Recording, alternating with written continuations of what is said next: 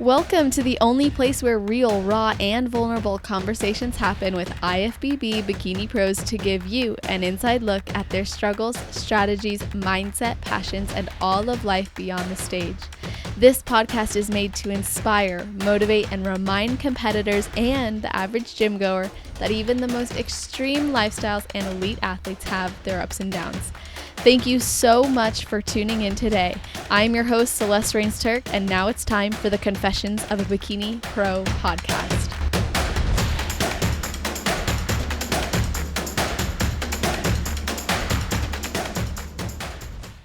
Today's episode features an athlete from Oregon who currently lives in Tampa, Florida, and has been involved in sports since she was young. At 15, she found her place in the gym while she was working with a coach. And during her time in undergrad, she started personal training in a gym as well as an F45 coach. She was actually in her master's nursing program at Johns Hopkins when she also decided to offer online training as a side hobby. And then in 2020, she planned to compete, but her first show, like many of us who were trying to compete that year, got canceled due to COVID. And after a year on hold, she jumped into an 8-week prep that she coached herself for and won the overall at her first show. Then again, won the overall 4 weeks later at her second show. And when it came time to hit the national stage 3 weeks later, she won her pro card at Universe, making for a very untraditional but impressive road to pro. After that, she made her pro debut the next week to get a feel for the pro stage. And then after 2 years, she recently did her second pro show and is now focused on making improvements. Her side hobby of online coaching in that time frame actually ended up becoming her full-time career when she left nursing to bridge the gap of Western medicine, fitness, and functional health in her business. So I'm really looking forward to hearing more about her business, First Call Coaching, as well as her work within Rise Athletic Performance Company. So welcome to the show, Kendall Call. How are you doing? I'm doing great. I'm happy to be here. So thank you for having me. Of course, I'm happy to have you. And I'm really a great intro. Oh, well, yeah. Well, thank you. I appreciate that. I sometimes feel like it goes so fast and I'm like, maybe it sounds faster in my mind, but I'm glad that you appreciated it. And you're so impressive. So we had to put those details in there. Thank you so much. Of course. Absolutely. So first question right off the bat, do you have a pre-stage ritual? So right before your heel hits the stage, you do anything? No, I don't. Considering I've only been on stage a handful of times, I have not established that yet. Yeah, honestly, you really had your season. You became a pro. So let's just get into the nitty-gritty of it then. Like preparing yourself for your first season, going from amateur to pro in a matter of months, really. I mean, granted, we can say, years of being an athlete or working at it, but honestly, competing is no joke. And when you jump into a prep and see how it goes, most people just do that to see if they even want to stay in it. You did it and ended up a pro a few months later. So let's start with what made you even want to do this, and then we'll kind of go from there. Yeah, so basically my entire life I've been an athlete, competitive athlete, playing club sports and whatnot. And then I got injured my senior year of high school, which put me out of volleyball was my main sport, but so it put me out of that. And then I really didn't have, since then I didn't have a competitive outlet because I get my competitiveness from my dad. And that's just something that's always been a driver for me, is competing in team sports or whatever, competing in school, getting good grades. So that piece I just really felt was missing. And yeah, I'd been training in the gym for years prior to that, but I didn't really have that focus and goal to work towards. And so, yeah, I just decided, why not shoot for a show. I had always been kind of interested in competing. I'd followed it for a really long period of time, but at that time when I was considering it, I was young, and I would brought it up to my parents, and they were like, absolutely not. They're like, you're not getting on stage in a bikini. And I'm like, but it's something that I really want to do. So when the time was right, I decided to do it. And yeah, it's been a ride for sure. Wow. So that's fascinating, actually. I want to hear about your parents, but as an ex-volleyball player myself, I do want to know what position you played. Oh yeah, libero. I was a Okay. libero. Yeah, me Yeah. too. The shorties. I was a Yes. setter and a libero, but over time, everyone gets taller, you remain the same. Yeah. Yeah. Well, that's pretty Yeah. big. What was the injury you faced, by the way? I tore my ACL, MCL, meniscus. Oh my gosh. Believe While it or playing. not, I was I thought I was a hitter, okay? And Yeah. it was my warm-ups of my very first season of my senior year. And I decided to hit right side because I'm a lefty in warm-ups, and just it was a bad set, and I was off balance, and just landed wrong, and it just Oh no. That's so sad. The first game of your senior year. Dang. yeah, that's all And right. It everything happens for a reason. I'm convinced. does, huh? I feel like that's so true, especially for athletes. We will always find something else to use our competitive nature towards, as you did. And when you decided you don't want to pursue competing, originally your parents were like, no, no, no. So I'm actually curious what they think of it now. So they, up until the point of my first show, I convinced them to come to my first show. Up until that point, they were like very hesitant about it because the perception from their eyes is bodybuilders, steroids, like people dropping over dead type of thing, like not healthy, whatever. Which someone from the outside, that's a very common like misconception, right? So until I got them to come to my first show, they were hesitant. But then after, seeing me compete the first time, my mom, when she saw me afterwards, she started crying. And then my dad was like, I'm so proud of you. And that was a really cool moment for me to experience with them because they, seeing me on stage after seeing all the hard work that it takes to be on stage, like I think they finally understood. And yeah, and we're appreciative that I was as adamant towards them coming to my show as I was, because their support means the world to me. And so I just wanted to share with them, how much I enjoyed the process and like how much I love what I was doing. That's so cool. I think the best part about that was that you were enjoying the process even before you knew what it would be like to be on stage. And then they got to witness that first time on stage and you taking such a big win and seeing that gratification. I'm like, but now it's sounding not right in my head. The gratification, of like all your hard work and it showed on stage, and you got to really embrace and share that journey with them in a sense because they came, which I'm sure probably felt amazing. Yeah, without a doubt. Yeah.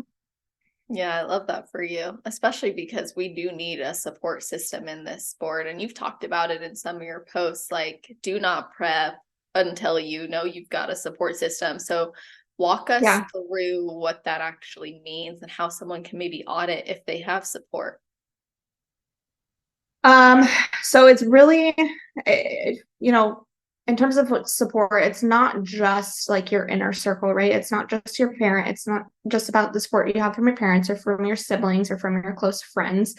But also like if you need to be able to prepare for any like outside objections, meaning like any person that you are going to potentially come into contact with, whether you are out with your friends at like events during prep or whatnot, just being prepared for objections that are going to come your way from people who don't understand the process or understand what that looks like, why you're doing it. Because a lot of times people ask the question, well, why? Like, why are you doing that?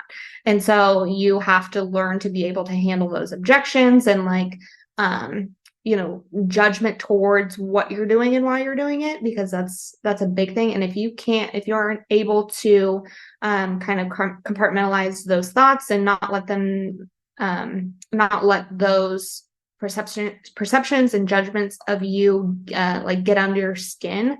That's going to go a really long way, because taking those things personally can really create a negative just like mindset around prep in general, and it doesn't feel very good. So you have to be able to learn to just brush it off. And then I don't know if that answers your question or not. No, it totally does. I love how you said to proactively prepare. Like, think about all the people who might need to know what this really means to you, and also prepare to have those conversations. Like you even experienced with your parents, like their view on it was actually, unfortunately, it was accurate for what's shown in the news about bodybuilding, because the news is always going to highlight like the worst story, right? It's this kind of platform that highlights the positives, and that's generally a platform that's only seen or exposed to those of us within it. But you're not going to see this, on the news, like, oh my gosh, competitor proves to her parents it's not, so because they want to make it seem, dramatic. So it makes sense, sometimes we have to prepare for the types of reactions we might get, knowing maybe the perception that's out there. Yeah, and it speaks to your own personal strength, right? If you're able to kind of just brush it off, yeah. So when you decided, okay, I'm going to do this, I'm going to channel my competitive nature and competitive energy here, you went into it really coaching yourself and applying knowledge from others. And you had another eye on you, helping you through this process, who wasn't really involved in the industry. But how did you actually apply the knowledge gained? Because there's so much noise in the industry. So how did you know, okay, yeah, this is actually the strategy I'm going to take? I didn't. I really didn't know. I was just shooting in the dark, like with like my protocol. Like I would bounce off ideas off of a good friend who I developed a relationship with. He was my athletic performance coach from when I was competing in volleyball and whatnot. So we were kind of going back and forth about what should we do this week? Like, we really did not know what the heck we were doing. And my source of information, outside of like knowing training and like just having a general understanding of training and nutrition and like things of that, like on the strength, on the performance side of it, when it came to like peaking for a show or like whatnot, like we had to do our own research, and like YouTube was my best friend when it came to that, just like getting a whole bunch of different like opinions and watching other people's preps and what their peak weeks look like, and like different types of peaking you can have and whatnot. And just like we really just were like, okay, let's try this and see if it works. And it is funny because going through it, not knowing even what we were doing, really, like we had a general sense, but like there was no like structure. And like it's funny because now that I look back on it, I was like, I don't know, like we were just going along with what we thought was right. Like I didn't know anything about like how to tell if like you were spilling over or like if you were full or things of that nature, all the stuff that goes into a peak week. And so we're just like, yeah, let's increase carbs today. So like, I don't know, it's just silly thinking back on it, and just really just like the question comes up of like, how was I able to accomplish all that I accomplished with the little knowledge that I had about competing? So I don't know, I was doing something right apparently. Oh yeah, you definitely did. I mean, first season, freaking crushing it right out the gate. You didn't even know if you were doing it properly, but you looked the part, you posed the part as well, and you've made it really clear actually how pivotal you felt posing was in your success. And you had mentioned in a post too that you believe if your posing was not where it needed to be or where it was, then your physique wouldn't have necessarily stood up against the others. So what did you do as a first-time competitor to improve and fine-tune your posing? Feedback for sure. But I did have a posing coach. So he was a coach in the area. He had been posing, or he was a posing coach for one of the girls that I followed on Instagram, who also was a pro and lived in my town. So I reached out to him, got connected with him. So I did have a posing coach going into it, and that if I didn't, I know for a fact that I would not have placed as well as I did, because if you look, I mean, this goes for everyone, right? If you look at your first time pictures ever posing compared to like where you are now, it's quite comical, but it makes you appreciate like the process, right? So yeah, just getting feedback, hiring a posing coach, and just really taking that feedback and putting it into action, to, highlight the best parts of your physique that you can. I actually find it really fascinating that you hired a posing coach, but you decided to kind of take more of an untraditional route and coach yourself with someone who didn't have experience in it. So were you going into this season like, I just want to see if I like it, or were you going into it like, I know what the IFBB Pro League is and I know I want to be a part of it? A little bit of both. At first, before I hired a coach, or excuse me, before I hired a posing coach, it was more just to like do it because I'd always been interested in it and I wanted something to work towards. And then once I hired a posing coach, he kind of instilled okay, like, you have great shape, you have good potential, like, I know you can take this far. So that kind of gave me the confidence to keep going. And then once I did get my first feedback from the judges at the first show, I was like, okay, maybe this is something that can actually take off. So, and then I just kept going. And I am competitive. So I think that also, winning my first show, I'm like, okay, let's do this. Yeah, well, I think too, when you do have a win like that, it almost feeds the fire a bit more, where you go from, is this for me, to, well, I liked the process and I won, so it must be for me. And you got great feedback. So it's kind of like, okay, well, what else can I accomplish? Yeah. And prior to that season, you had plans to compete, but you didn't get to do that because the shows were canceled. So what were you focused on between 2020 and 2021? Oh gosh. I don't even think I don't really think I had a goal to work to like progress towards in terms of like training for anything, because I don't think I knew enough about bikini, the division and everything, to even like know what to prioritize in terms of my training. And I throughout my because so for that first show in 2020 that got canceled, I was about 4 weeks into it, and I hadn't changed any of my training, like my split or anything, from when I first started even bodybuilding or training in general, right?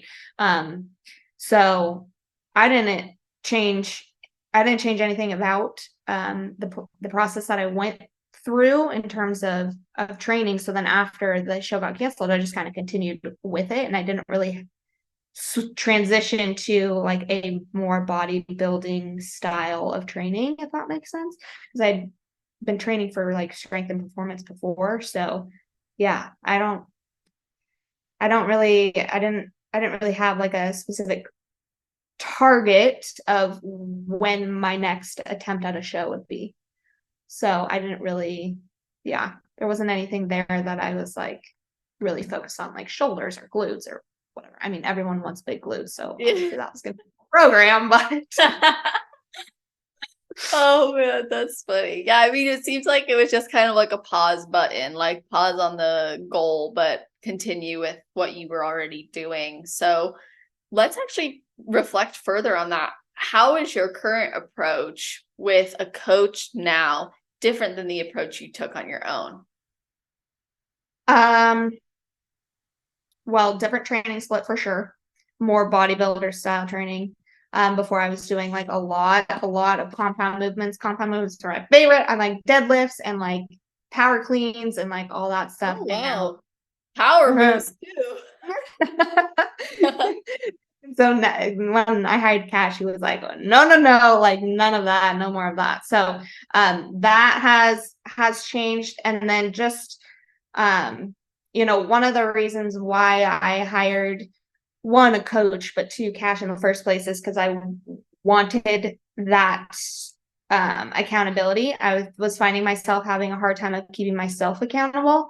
And I didn't want to be the one to tell myself what to do anymore. Like I wanted someone to oversee that and tell me what to do, because I still very much have that athletic mindset of like, I want to be told what to do, when to do it, and like I will execute it type of thing. So yeah. What was your question? Sorry, I forgot. No, that was pretty much answered it as far as like the approach difference between working with yeah. to back then. Yeah. Yeah, I'd say like that's the biggest change. Did you start with like macros or a meal plan or both? When I started with Cash? Actually, just throughout your journey, did that change? Oh, macros.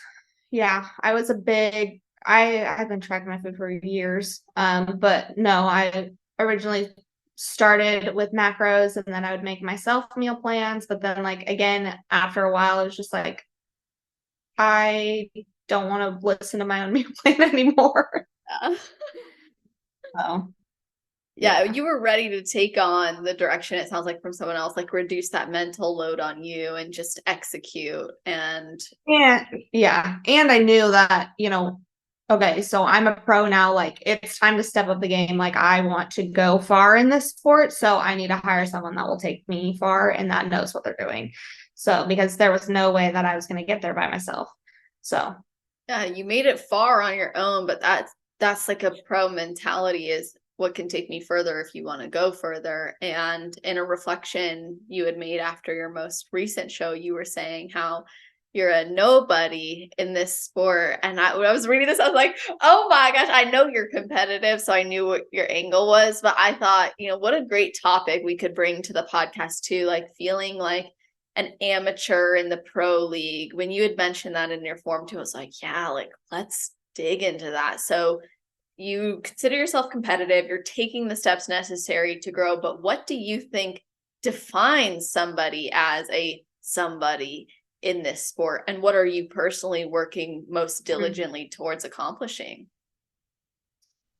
I think a big, to address the first part of your question, is just having experience and just within the pro league itself, like having a long track record of being a pro. And so I have not had a lot of stage time, just in general, especially as a pro, because I took 2 years off. So I think that's where I feel the most like amateur, is because I haven't had that stage time, that stage, under my belt. So I think that's where I feel most like an amateur. Yeah. Yeah, and when you did turn pro, you decided to hop straight into your pro debut before taking those 2 years off. So what happened at your pro debut, and how did that maybe influence the next 2 years? Yeah. Big one. So I decided to hop into the Patriots Challenge, I think that next weekend, just to see where I would place, how I would place, get feedback from the judges, being so new to the sport and new to the stage, before I really took a long off season. So I got third call outs. I wasn't expecting anything more. Honestly, I was expecting to be last, because really it was all about just figuring out what I needed to work on. And then from there, since I didn't have, I got the feedback from the judges, right? I didn't have a post-show plan because I didn't know, like, I knew the concept of reverse dieting and like how hard it is after you prep. But I didn't really understand that until it happened to me. And I feel like this is just a side note, but you can prepare and you can be told like what to expect after a show, but until you experience it yourself, you aren't able to grasp the magnitude of, cravings that you have, like your whole mindset after a show. Because I definitely didn't have a post-show plan, and then that's when I like spiraled into like the binging patterns, and which is something that is normal physiologically. Your body goes into a whole mechanism. Anyway, we can talk about the physiology later. But it is something that happens, and I wasn't aware of that until it actually happened to me, and it happened very strong, or it came on very strong. And so I think I honestly didn't really take that feedback as well as I should have and applied it, because I experienced a really bad reverse. And then during the reverse, I had post-show blues. I didn't want to train anymore. I didn't want to go to the gym. I had a very, I feel like a lot of people can relate to that, in that aspect. And it was especially hard not having a coach, not having anyone to keep myself accountable but myself. And so I'm going down rabbit holes. I'm sorry. I like the rabbit holes. No, like I love them. I'm like, open all of them up and let's go. Like, I think it's a great thing. And I appreciate you sharing that because it is something a lot of people struggle with. I mean, I literally built my business on supporting competitors with this because of what a big struggle it is, yet how often it is looked at as you got to deal with it on your own and you can't compete and still have a healthy. And I really don't believe that. I believe you can have both. And yeah, when you go through it for the first time, it can challenge your perspective on this lifestyle and on the sport or on your approaches. And I think it's important to assess and also always be prepared to, even if it's your first time, and that there's something going to happen, have things in place that are going to support you. Like, have a coach, reach out to someone for mental support, and see what you can do to set yourself up for success. Like, I'm going to do a shameless plug here, but if you guys are like, I kind of want to have some mental support too, but don't want to go straight into hiring Celeste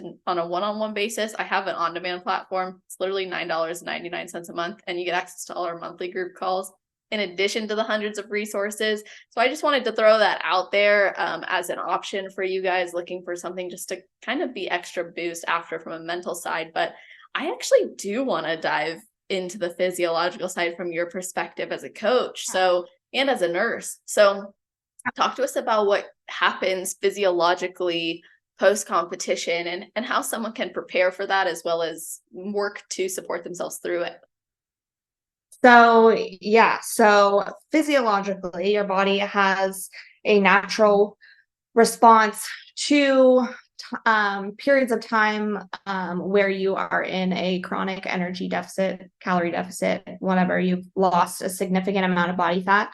And depending on the intensity of your prep and the duration of your prep, usually we prefer longer preps. Why? Because it preserves more muscle. And our muscle mass and the preservation of our muscle mass is really determinant, or it really determines the strength of those signals that we experience after a prep when we start increasing food. So,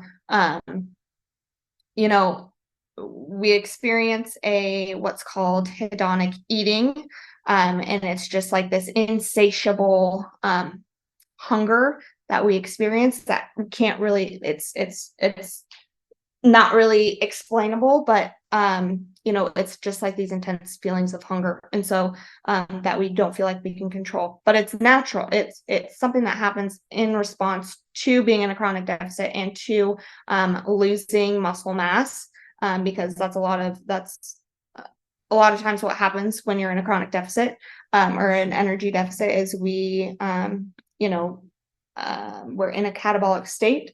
So our body's going to start breaking down muscle as well as, but we reduce that if we take longer preps and we keep that constant source of protein. Obviously, protein is very important and to reduce the loss of muscle mass. But that's really what drives the extent of those desires to want to overeat. And there's something physiologically that happens. There's been lots of research done, especially in the Minnesota starvation experiment, excuse me, is that, when these aggressive approaches to dieting are taken, your body it favors fat regain. So like you have your prep, right? You lose a bunch of fat and then you start to spare muscle as well, pare down muscle as well. Your body, in order to restore that muscle mass, it wants to restore all of the body fat that you lost before starting to rebuild that muscle again, which is like, this is actually a new thing that I just found out throughout my research, but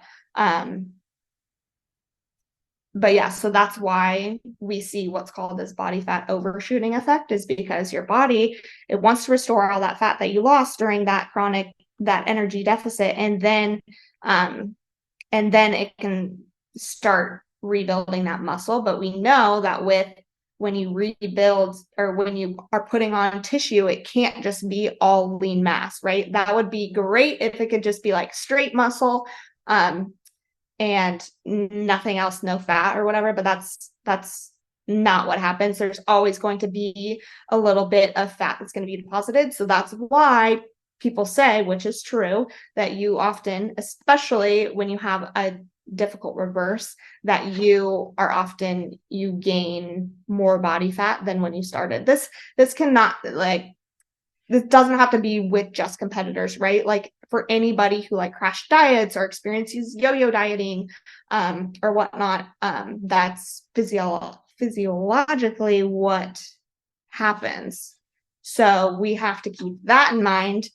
That's, knowing that has changed my perspective on reverse dieting completely, right? Because it's something that happens. Now we can minimize that, right, by reversing properly and sticking to those macros, but it happens when you monkey up your reverse, basically. Or when in like a normal person, they haven't established like those healthy, sustainable habits, and then they go back to how they're normally eating and they gain back the weight that they lost. Because, competing aside, let's take the general population. Majority of the general population who participates in these like crash diets and whatnot aren't prioritizing protein, and prioritizing protein is going to be the most important part in preserving the muscle mass, which is going to drive how you come out of that diet, right? Does that make sense? Makes perfect sense. Yes. And I think that's why it's so important to have education and knowledge like what you're sharing, because it gives more reason or more basis to establish those healthy habits for the sake of longevity. And it also helps to normalize the fact that you are going to gain some body fat. Like it's very hard sometimes to see within the industry, like this intense fear of fat. Because, we got to be conditioned for the stage, but this, and even for not on the stage, just in general society, and this intense fear of fat. But like you said, it's part of that process, especially in reversing and restoring and recovering. And a perspective I think has helped me personally is like thanking my body for behaving as it's supposed to keep me alive and to keep me healthy and strong, and like recognizing that this is part of that season. Right. Yeah, exactly. And I think I think knowing that has changed my perspective on the process that I'm going through right now, because I'm still in my reverse. And so just being a little bit more appreciative of my body, like you said, and um, it responding the way that I want it to, because I'm sticking to my protocol basically, and understanding and accepting the fact that I'm going to gain fat and that I need it for survival and for optimizing hormone health and things along that line. So yeah. Absolutely. I love that. I love that you shared so much of the physiological side too, because you can tell that this is something that you're well educated in and something that you've spent time really studying and getting to understand so you can support other people.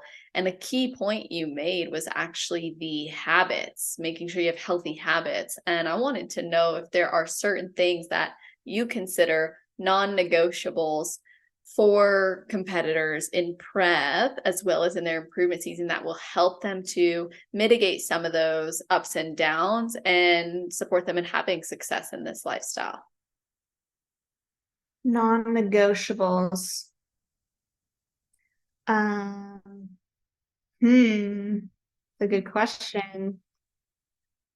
I would, this is not really something physical, but understanding your why you're competing in the first place, especially when it comes to after prep, because a lot of times people can have bad reverses, they monkey up their diet or whatever, they don't adhere to their protocol.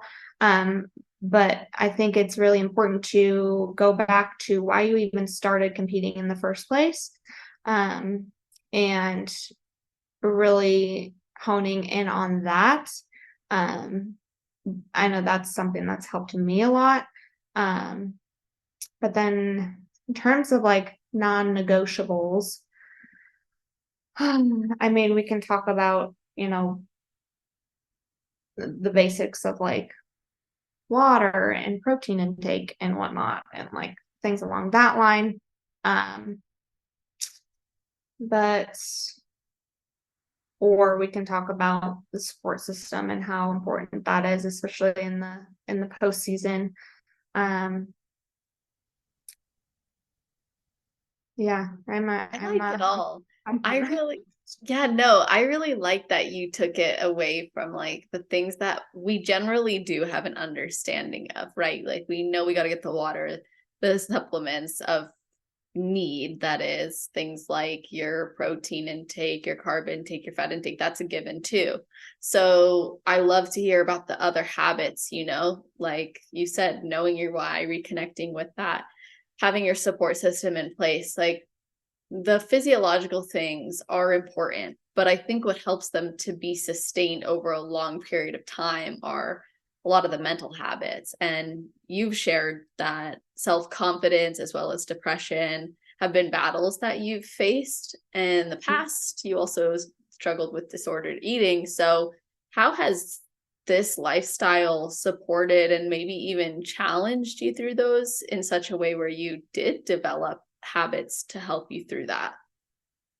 Yeah, I mean, self-confidence I've had issues with ever since I was, a teen in high school and before I even started like this fitness journey. And so I think habits that I've had to um develop, especially, going through periods where you see so many changes within your body, whether that's dieting down for a prep or coming out of it and seeing your body fat levels increase and your lines go away. Like there has to be this constant positive communication with yourself, and awareness, with the thoughts that go on in your head. It's very, very easy to be negative and to point out all the flaws that you see, during a prep and after a prep. Like, I'm not lean enough, like my glutes aren't as big as they should be, whatever. And then coming out of prep, it's like, oh my gosh, like I don't like the way I look. My lines are going away. Like I just want to be stage lean. Like, I don't feel good about myself. Like, XYZ is not going to like me anymore because I'm not stage lean. Just like whatever those negative thoughts are that goes on in your head, they've gone on in my head. We've all had experiences with them, but just the first step is becoming aware of those thoughts and stopping them in their tracks. And that's not an easy thing to do. You can be aware of them, but then actually like making conscious effort to stop them in their tracks and reframe your mindset, shift those thoughts to how can I make this, more positive, showing your body grace, showing yourself grace, being kind to yourself. It's hard. It's a lot easier to be a bitch to yourself, and it's a lot harder to, point out the good things that you're doing, the good things that your body is doing for you. So yeah, that it's a daily practice, for me, especially like, I have become a lot more aware of my thoughts, because I've been practicing, and it shifts your whole perspective on your daily life, like how you feel in general, when you practice positive thinking and positive self-affirmations, and it's a lot easier said than done. I will say that. So yeah. I appreciate you saying that, because it is a lot easier said than done. Otherwise, it's like when we're actually applying it, it is a conscious effort every single day.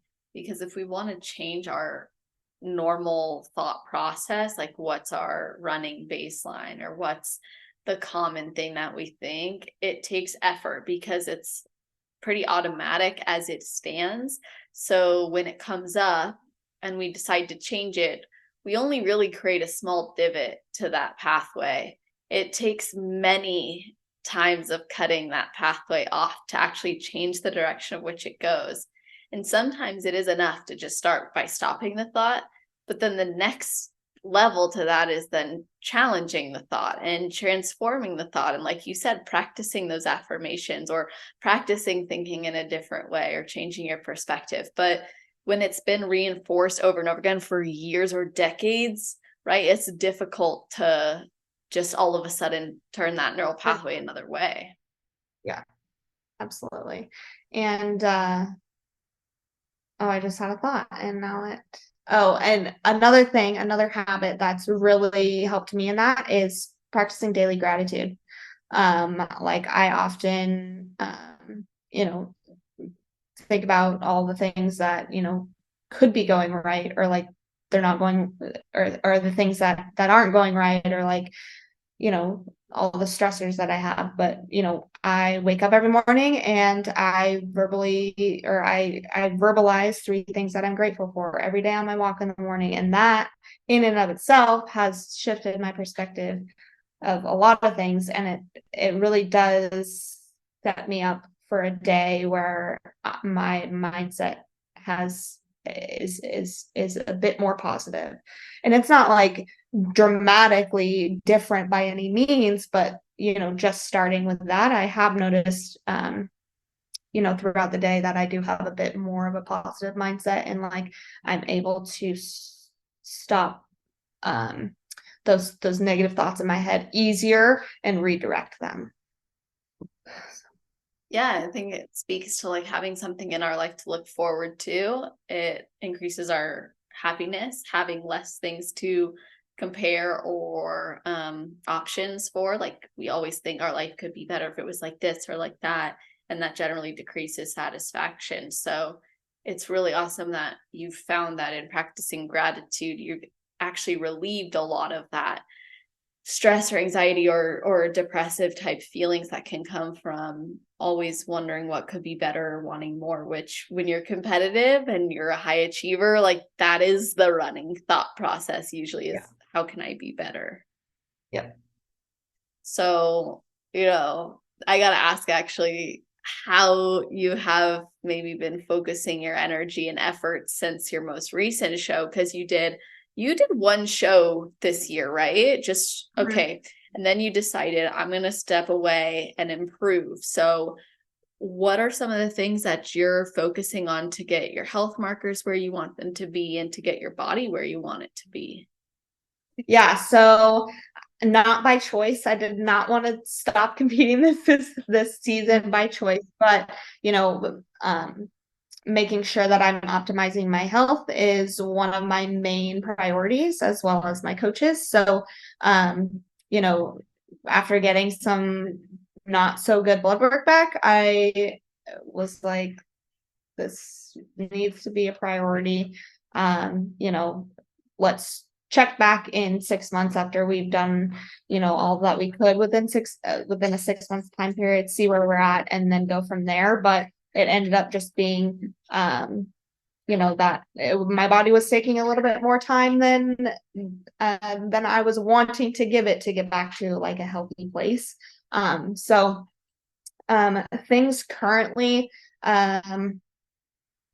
making sure I'm optimizing my hormones. Honestly, I don't think I was in a good place in the beginning to start a prep because I had just came off birth control and I hadn't gotten my period, or my period hadn't been regular for quite some time. So that's one of the things I'm prioritizing getting back. I realize it's going to take time because I hadn't had a period before that for like 6 years because birth control. So that's one of the things that I'm prioritizing in terms of training. I'm training hard, but also I'm trying to reduce stress as much as I can because that plays a huge role into hormone health and getting back your hormones. But in terms of training and focusing, obviously shoulders and glutes, those are all the everything that every girl needs to improve upon. So and just like a lot of the girls, the pros that I look up to and that are successful in the sport, have a lot of experience under their belt in terms of like muscle maturity and everything. So just getting more density to my muscles and just taking more time to build, that's really all of it, because I have, according to the judges and everything, like I have the shape, I have the structure. It's just I need that development, which just takes time. So I'm willing to put in the time. I'm willing to put in whatever is needed.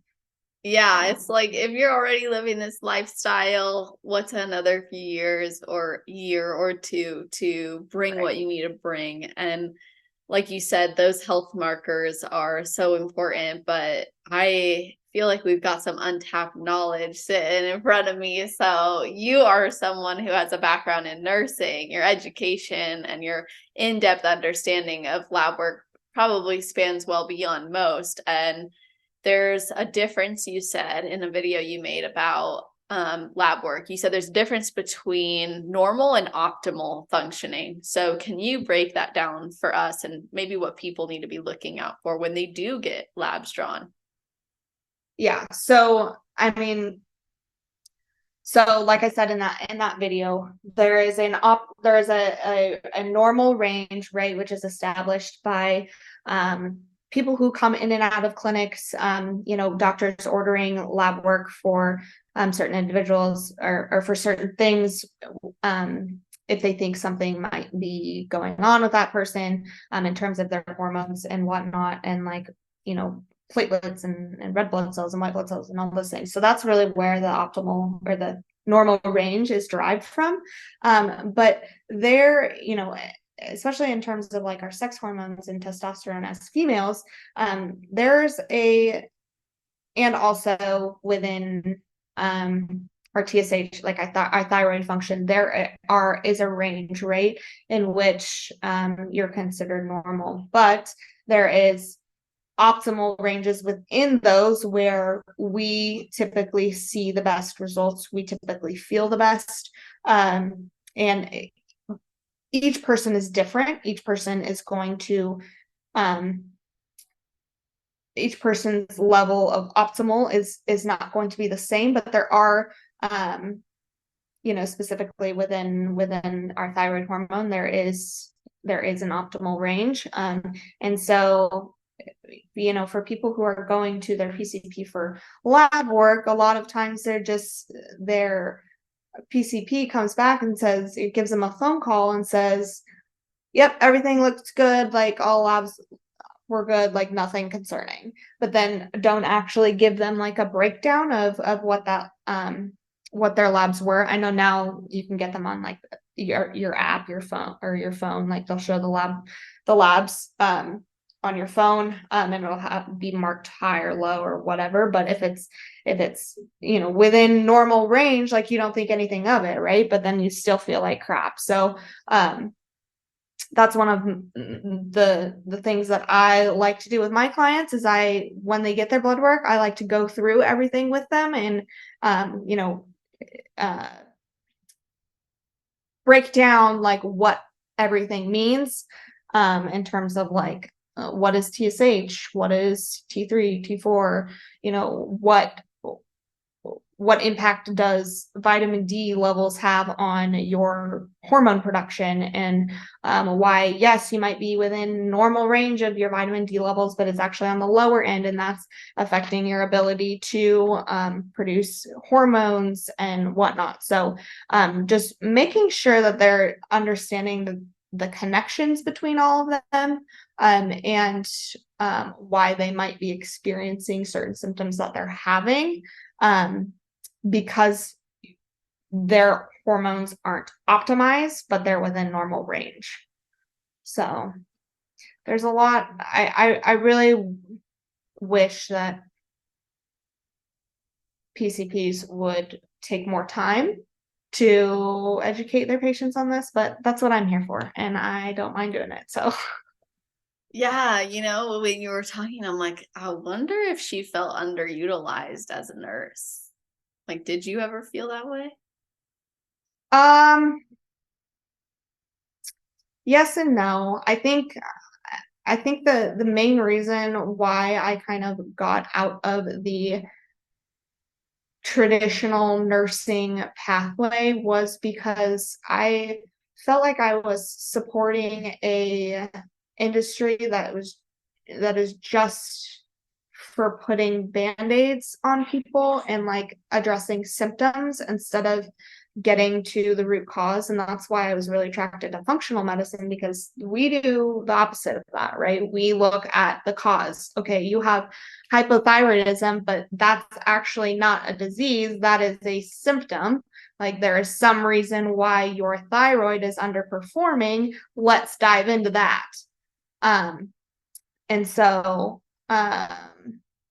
a lot of Western medicine just puts band-aids on, and that's me being like totally transparent, because there's so many people coming in and out of the healthcare system, because everyone is coming down with some sort of disease. Like everyone, like America is getting sicker, and the doctors are being overloaded with sick people, and they don't have the time to that they need to take to dive into problems deeper and understanding the cause. For example, this one always gets me, right? This happened to me. So I have been dealing with all of the gut issues, as a lot of girls do. So I went to a GI doctor, and he was like, "You have chronic idiopathic constipation." And I'm like, so basically constipation that has no cause. And that like just makes me chuckle, because there is an underlying cause.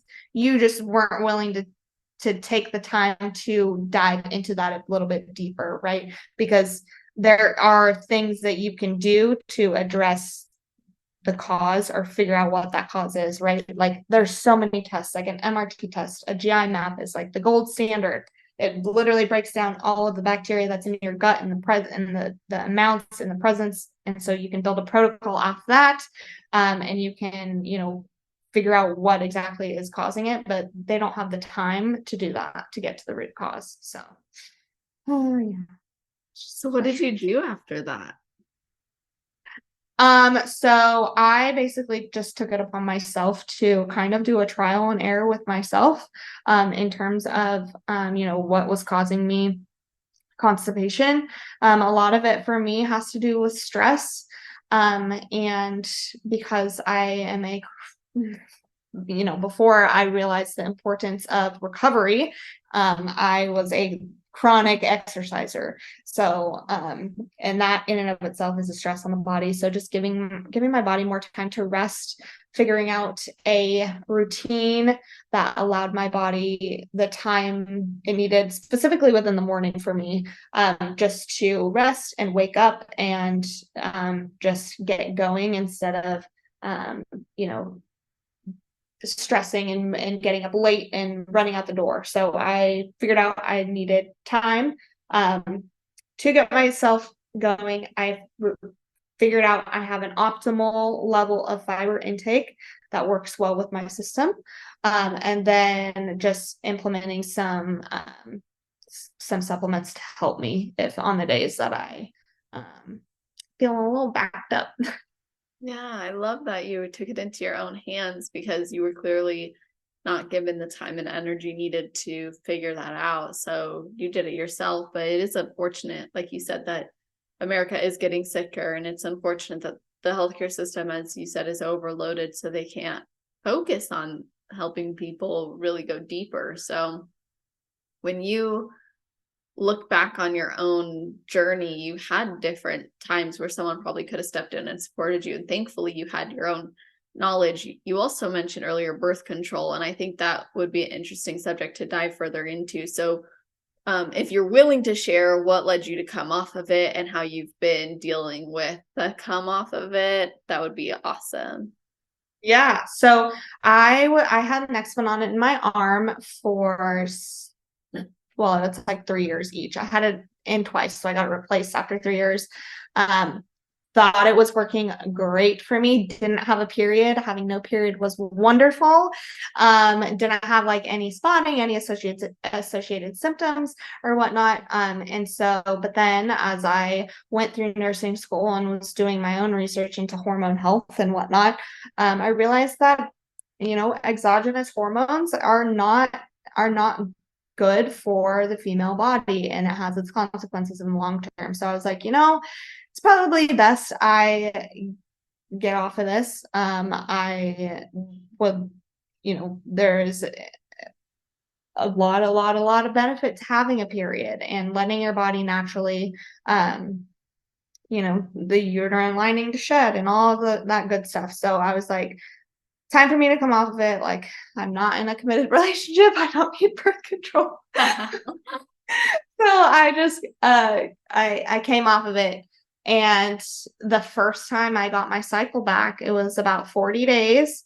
And those feelings were intense. I was like, I have never felt like, or I haven't felt like this in 6 years. Like, I don't know what's going on. Like, I would cry at random times. Anyway, so it was pretty intense. And then, after I did have a harder time getting it regulated. In fact, it regulated at like every 40 days or so. And then I started prep. And then once I started prep, it like completely went away. So that is something I am still, coming out of prep as I get my body fat back up. I can definitely tell that my hormones are firing again because I am having all the signs and symptoms, but it still hasn't fully come back yet. So we're just waiting for that. But yeah, I mean, different people can experience different things when coming off birth control. Some people can, have really, really intense mood swings, and like, it really just depends on the person. No two people are the same when it comes to what they will experience, but yeah, my hormones have definitely taken a little bit longer to come back, I think, just because of how long I was on the birth control for. And having that constant source of exogenous hormone, your body forgets that it can produce its own. So yeah, just working through that. What are some of the benefits of having your period? Oh my gosh. Well, just for fertility in general, you know, ovulation, things of that sort. You know, I mean, really it comes down to you having healthy periods. It's gonna improve a lot of things in your life. It's gonna improve your moods, your libido, your ability to become pregnant, to have a healthy pregnancy as well. But yeah, women were designed naturally to have a period. And I mean, yeah. Yeah, it's natural. It's supposed to happen. It serves a purpose. So I appreciate that perspective because I think a lot of times we wish it away. But then when you lose it, you just want it back. And it's scary when you can't get it back or it's been a while or it's up and down. So it's always a celebration, especially in the bodybuilding community when you get it back. Yeah. Oh yeah. And I'm waiting for that day when I get mine back. But we'll all be celebrating for you when it happens. Wouldn't it be amazing if it happened when your episode comes out? That would be Oh cool. my gosh. Anyway, I'm glad that you're sharing these perspectives and insights from your personal perspective as well as professional, because I think that in your efforts to bridge the gap in the industry with functional medicine and fitness, you're going to be able to impact a lot of people with your background. And when you decided to leave nursing to pursue the promise of your passions, what was that like for you to give up some of that stability, I guess you could say, and embark on this journey? Scary to say the least. Yeah. Especially not that I was like questioning what I wanted to do with my life because I knew, but being able to confidently break that news to my parents because they have supported me through my education, and hoping that they will be supportive, and because their main concern was that security, right? Like you don't get that in coaching. Like when you become your own boss, it's all on you to bring in that income. And with nursing, I had a steady income, but it was nowhere, and it would never get to a place where I like to where I would want it to be, right? So, unless I became like a nurse manager or something higher, but that's not what I wanted to do. And I knew that, coaching and kind of taking my knowledge from nursing and applying it to coaching was something that I was going to be very passionate about. I didn't care how long it took me to, find success in that. Like I was willing to take the risk and risk that stability in order to, pursue something that could very well take me farther than nursing ever could, not in terms of just,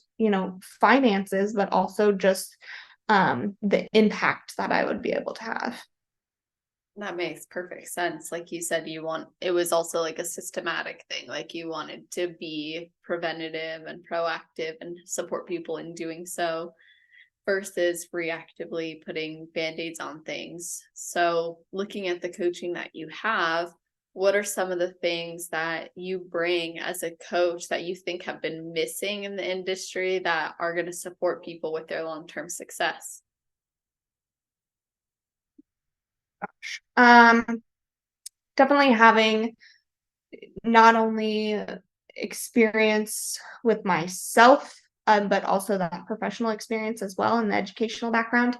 It's not just It's not just about training, and it's not just about nutrition, right? It's about encompassing the entire individual, and that goes beyond just the surface. And it really looks at, you know, how everything is working within your body. And we're really focused on like longevity, right? You can have short-term goals, but the long-term goals and like, you know, having a sense of sustainability is what is going to serve you in the long run, and establishing those healthy habits. And so, you know, I wanted to, I guess just having that desire to make a bigger, longer term impact on people is kind of what drove me to do what I do now. And then also having the support system on the back end to be able to do that. I know I mentioned I am a coach for Rise Athletic Performance, and one of the reasons why I decided to become a coach with them is because I really aligned myself with their values, which one of their main one is, you know, long-term health and longevity. And so, because you have this life for as long as you have it, and, you know, we obviously want to maximize that however long you have, and we do that through, you know, making sure that your body is functioning optimally and all the good things. Is Rise a coaching company specifically, or they have other things too? So they are a coaching company. Yeah, we're a team of coaches, but they also we're connected with a hormone clinic and things like that. I know we have some things in the works. I can't talk about them, but some exciting things to where we can kind of do more of the I can't. Yeah, you're good. More to look forward to, more reason for people to stay in touch with. There you go. There you go. It's like a little cliffhanger for us. Yeah. So, what do you want to accomplish in your journey as an IFBB pro? Oh my gosh. I mean, I would love to get to the Olympia stage, and I will do that for however long it takes me to. I feel like that everyone who wants to be an IFBB pro or is an IFBB pro, I feel like that's what they shoot for, right? Is that big stage. But honestly, like in the short term, just continuing to improve my physique. You know, it's a me versus me battle, and I am just committed to improving every part of my physique. But yeah, Olympia would definitely be my long-term goal, or short-term, however long it takes me. That's awesome. And I forget, how old are you? I'm 25. Oh my gosh. Yeah, you're young. Well, I'm young too, but I mean, like, it's nice to talk to other people who are there as well. You know, you're younger than me for sure, but not by much. It's just interesting, you know, like you're so well accomplished, you're well versed in this, you know what you want to achieve and what you're going for. So I'm really excited personally to see your journey continue. Yeah, seriously, because you just have that fire in you. And when you are managing all these other aspects, I'm sure that it's just going to be like amazing to see the result that comes from it. Okay, so last thing I want to hear before we get how people can connect and work with you is, what is your best advice for someone who has never competed before but wants to? And then your best advice for someone on their road to pro? Okay, so first one, never competed before but wants to. So I could say the usual is like get a coach, which is important. I wish I had a coach my first time. Practice your posing starting early. And you know, make sure to have a good relationship, not only with yourself and how you look, but with food. Those are like the general like 3 things, but I kind of touched on it earlier. Remember your why, especially after the season when things are hard. And you may experience that like post-show blue. And you just have to remind yourself why you started in the first place. And we did touch on it at the very beginning, but I'm sure you have a good support system, not just your immediate family, not just your friends, but anyone you surround yourself with. They're going to, people who aren't in the space aren't going to understand. And you just have to realize that and be strong. And again, remember your why. Also too, if your why, I would advise you not to compete if your why is because you don't like the way you look and you want to be stage lean. Why? Because one, being stage lean is not sustainable, right? It's not, the sport in general, while there are healthy ways to go about it, it's not sustainable. And not being proud of the way you look, or doing a show because you want to be skinnier or leaner, that's just going to create negative relationships around food, negative relationships around exercise, and continue to further contribute to your negative relationship you have with yourself, especially after when you get that level of stage lean, and then you gain back your back body fat and you lose your lines and whatnot. So that would be my tips for first time competitors, among others. But and then for road to pro, just keep working at it. I mean, I feel like I can't really say anything because my road to pro was very short and not very common. But just keep working at it. I also will appreciate the fact that I had been training for years leading up to it. So it was like I was preparing without preparing, if that makes sense. So keep going after it. Everyone starts somewhere, right?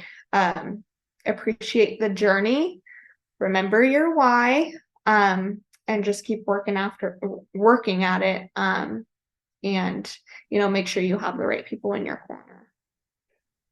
Love that.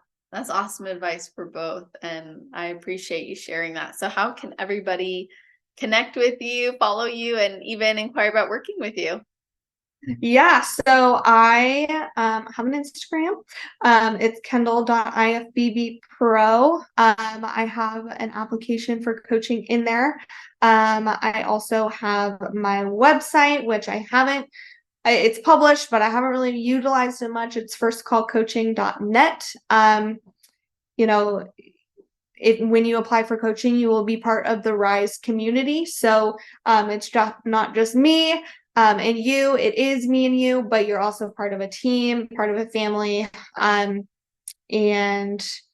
yeah, I also have a Facebook group. If you're not ready to invest in a coach, but you want the support, it is called Lean Life Collective. It's on Facebook. And there is really just a community for people to ask questions. You don't have to be a competitor. You can be a competitor. But it's really just an extra resource for you to get your questions answered and be part of something bigger than just yourself and meet people and connect. And so, yeah. Awesome. So for all of those links, you guys want to put that in the show notes page. That's on celestial.fit/podcast. You can scroll down to the category section, which is alphabetized. Find Kendall's name there, or you can find it at the top of the page if you're listening first thing on the Friday it's released. And if you guys haven't been made aware yet, if you're not listening or watching these on YouTube, most of these podcasts are going out on YouTube now. So make sure you subscribe at celestial_fit. But regardless, if you want not just to connect with Kendall and myself, but also to see all the notes and share this with your friends, there is a full summary of the episode there in paragraph form, as well as a bulleted list of the topics we covered. and episode timestamps, so you can go back and re-listen to your favorite parts or share them with other people. So that's always appreciated. Tag us as you listen or after you listen. It always means a lot. Let us know what you thought, and feel free, to DM us and let us know how much you appreciated it or things that you learned, because it goes a long way, not just for me and the podcast, but for the athletes too. Like, I know how much it means to them. So thank you guys for listening. And Kendall, thanks for joining me. Thank you for having me. Of course. Well, I hope you all have an amazing rest of your day, night, or morning, wherever you are in the world while you're listening to this episode. Just